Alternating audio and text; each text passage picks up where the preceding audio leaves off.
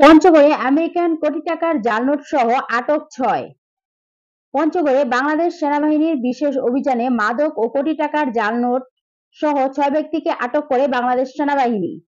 জানা যায়, দীর্ঘদিন থেকে এই চক্রটি অবৈধভাবে মাদক ও জাল টাকার ব্যবসা করে আসছে। বাংলাদেশ সেনাবাহিনী পঞ্চগড় জেলা চৌরঙ্গী মোড়, খালপাড়া ও দেবীগঞ্জ বসতবাড়ি থেকে বিশেষ অভিযান পরিচালনা করে নকল আমেরিকান $৮০,০০০, ৪টি বাটন মোবাইল, ২টি অ্যান্ড্রয়েড ফোন, বাংলাদেশি ৫৫০ টাকা, মাদক ও নেশা জাতীয় ইনজেকশন ট্যাবলেট, একটি কালো রঙের ১৫০ সিসি পালসার মোটরসাইকেল জব্দ করে বৃহস্পতিবার দুপুরে আটককৃতদের পঞ্চগড় সদর থানায় হস্তান্তর করা হয়। এ বিষয়ে বাংলাদেশ সেনাবাহিনী পঞ্চগড় কমান্ডার মেজর মেহেদী গণমাধ্যম কর্মীদেরকে জানান, আটককৃতদের কে পরবর্তী কার্যক্রম পঞ্চগড় সদর থানা পুলিশের মাধ্যমে আইনি প্রক্রিয়া সম্পূর্ণ করে আদালতে সোপর্দ করা হবে।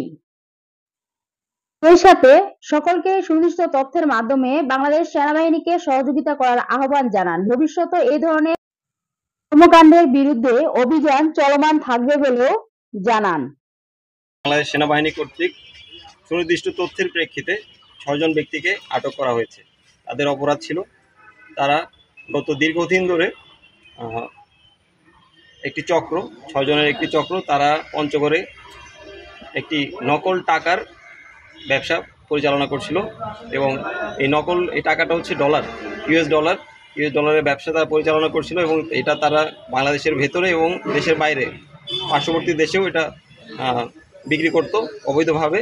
এবং আজকে $৮০,০০০ যেটি নকল, এই নকল টাকা আমরা আজকে টাকাসহ ৬ জনকে আটক করি।